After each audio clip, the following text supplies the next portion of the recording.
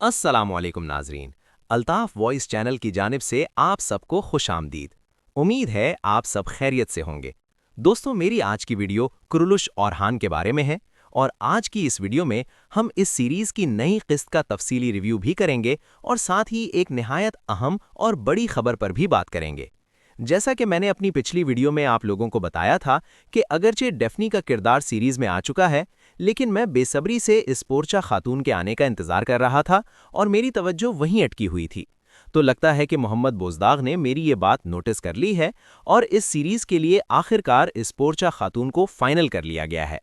अब इस पोर्चा खातून का किरदार कौन सी अदाकारा अदा करेगी और वो इस रोल के लिए कैसे राजी हुई, ये भी एक निहायत दिलचस्प कहानी है जिस पर हम तफसील से बात करेंगे।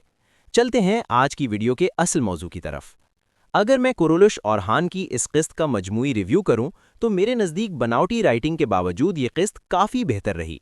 हेक्टर नाम का जो नया किरदार इस सीरीज़ में मुतारिफ करवाया गया है, उसके आने से ऐसा महसूस हुआ कि अब ड्रामे में एक नहीं बल्कि दो हीरोज़ मौजूद हैं। इस ड्रामे के डायरेक्टर बुलंद एशलिन ने हेक्टर के मनाजिर को निहायत शानदार तरीके से डायरेक्ट किया है और बाज़ सीन्स देखकर यूं लगा जैसे कोई हॉरर मूवी चल रही हो। अलबत्ता पिछली किस्त के मुकाबले में इस किस्त में अब भी बेहतरी की गुंजाइश मौजूद थी और वाक़यात की रफ्तार कुछ सुस्त महसूस हुई, लेकिन हेक्टर के आने से कहानी में फ़ौरन जान आ गई। डेफनी इस किस्त में कुछ अजीब और भूली भाली सी नजर आई। हमारा खदशा था कि कहीं वो कुरुलुश उस्मान की जूलिया नंबर 2 ना बन जाए, लेकिन इस किस्त में ये बात वाज़ेह हो गई कि वो जानबूझकर खुद को बेवकूफ़ जाहिर कर रही है।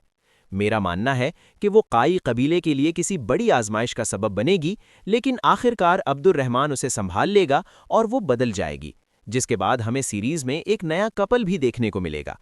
इस किस्त के बाद जब मैंने सोशल मीडिया प्लेटफॉर्म्स विजिट किए तो दो मनाजिर ऐसे थे जिन पर ज़बरदस्त बहस जारी थी।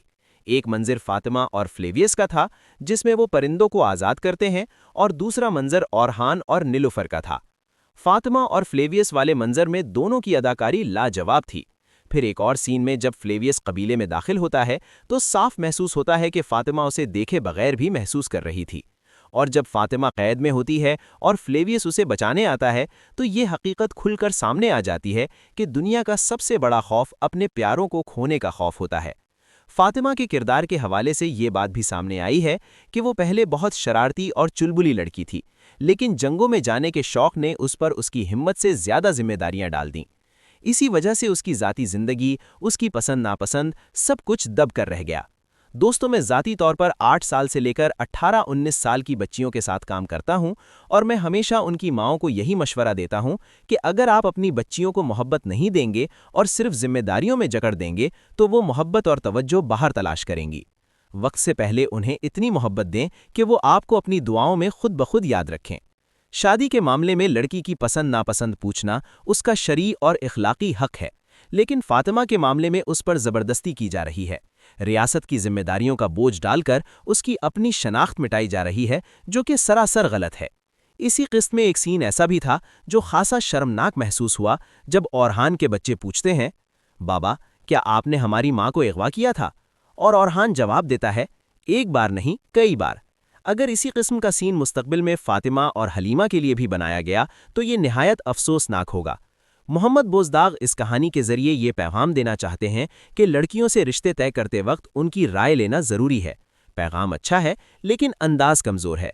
अलबत्ता ये मानना पड़ेगा कि फ्लेवियस के किरदार ने अपनी अदाकारी से सबको मुतासिर किया है।